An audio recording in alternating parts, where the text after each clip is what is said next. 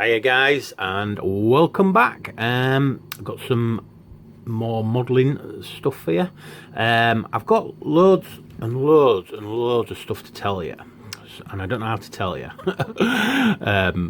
So I might have to make a separate video to tell you.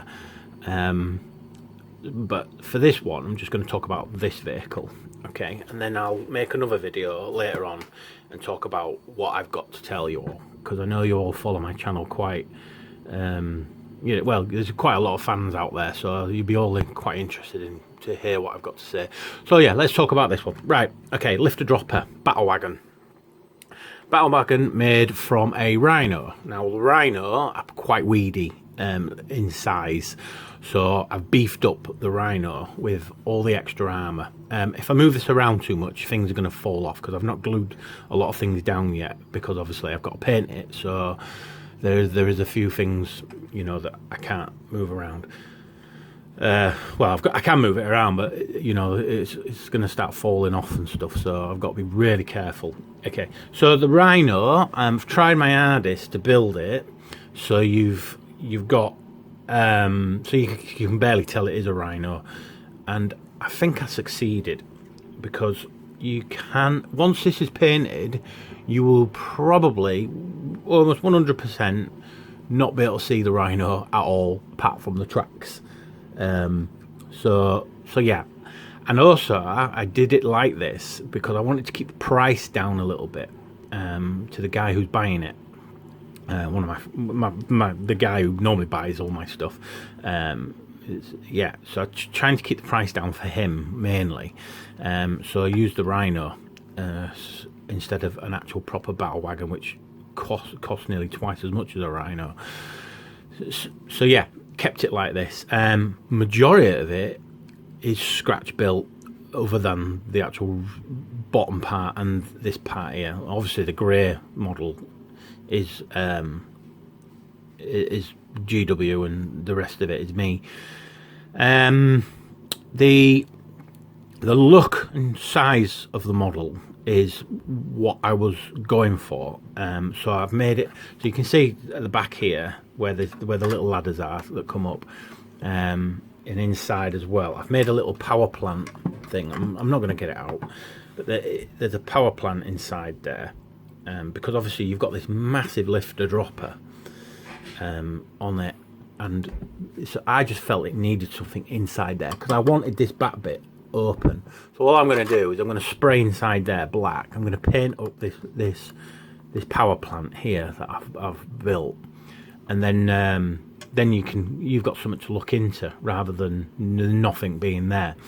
I've gone for, again, open top type vehicle with the wood planks on there, which you'll see better when I paint it up, with this barrier system thing coming on here, you know what I mean? Orcs and that, safety first. So yeah, did that. I had a comment on Facebook about it would have looked better if, you know, you'd have just kept with metal sheets and done it that way. Well, I actually returned the comment and said, well, no, I disagree with what you've just said, and I do disagree with it. I love it. It makes no difference to how the model's feel. If that was metal or if that was wood, it makes no difference. If it had made any difference, then I would have made it with metal. Okay, it doesn't make any difference.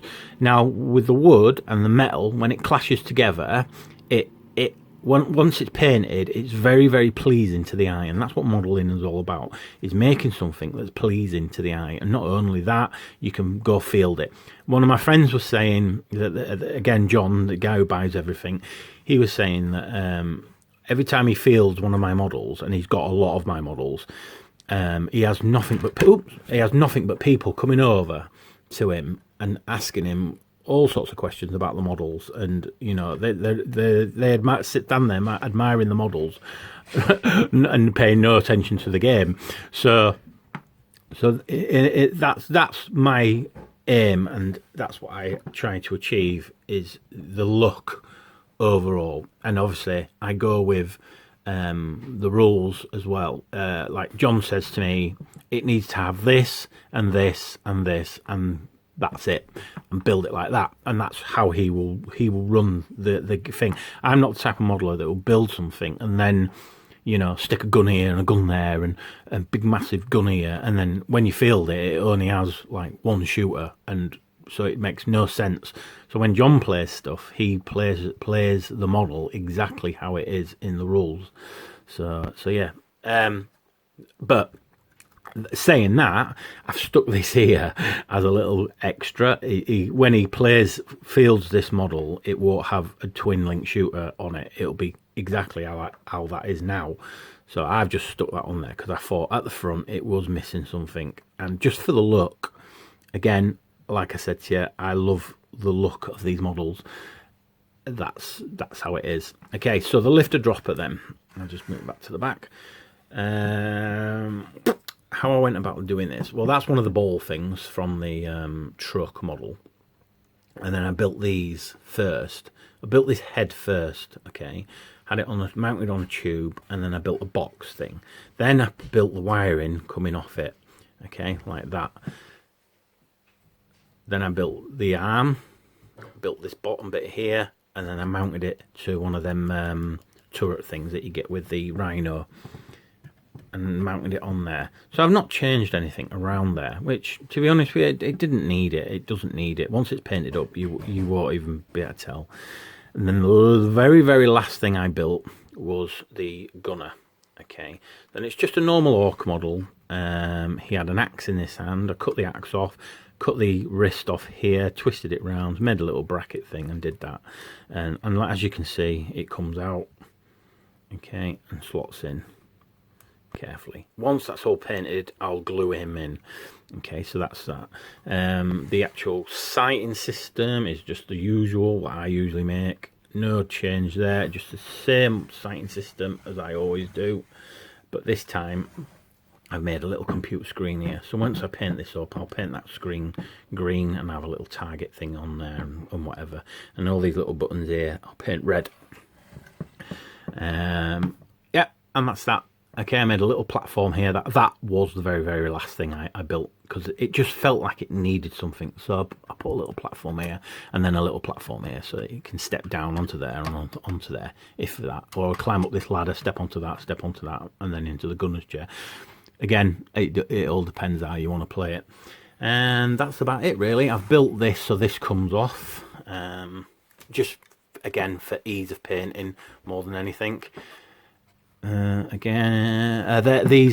were, that's them lollipop sticks that I bought, and then I drilled a hole, wrapped the wire around it, and then made this some, you know, elaborate type system for holding on the ram at the front. And that's about it. Had a little play around with some bits and bobs. So yeah. I will get this painted up and I'll do another video of it painted.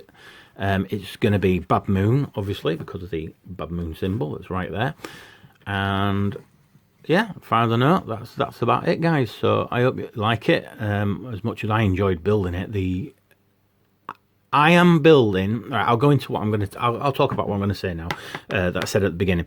I've gone into business with a guy in London who does a lot of reconstruction of old GW models that are no longer in production, like the old Battlewagon, and he's also done some other work as well that GW no longer produces, and Forge World as well, I think.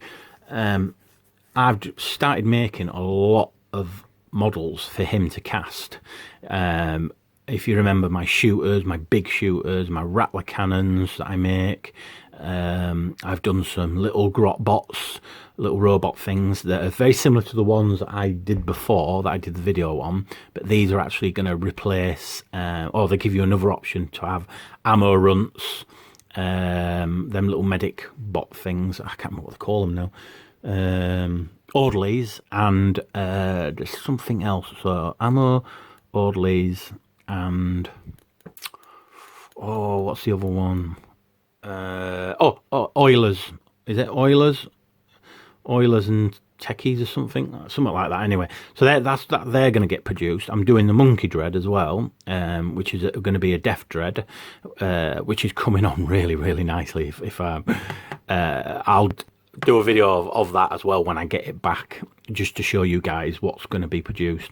We're planning as well on making a castable version of this. So this at the moment is very elaborate, but we will make a castable version of this.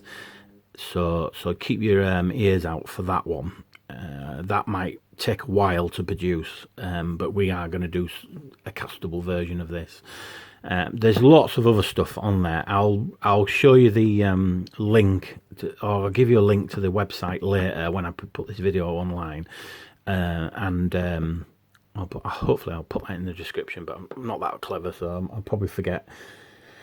But yeah, there's some good times ahead. If you like my style of guns that you can see here as well, they're going to get produced. And hopefully we'll do some sitting down orc legs, so we can do like gunners sat in positions like this, or you can make, oh yeah, also we're going to try and produce a new death copter as well, and we'll see how that goes. Yeah, you know what I mean, because there's lots of, and by the way, we're not producing this stuff to be better than anyone else that's out there. That's not what we're planning on doing. We're producing this stuff just to have, so you guys have got another option to do, you know, to buy stuff. He's also going to produce my grot tanks professionally as well, so that'll be good, because then you'll get a clean mold of my grot tanks. It might cost you a little bit more, like, but at least you'll get a real clean mold of my grot tanks. And yeah, and I tell you now, they sold like hotcakes. So thank you very much for the guys who bought them. They were brilliant. I've obviously pumped my money back into my modelling and my airsoft hobby. So yeah. All right, guys. Anyway, I've waffled on enough. I'll get this model painted and then I'll talk to you another time. All right, guys. See you later.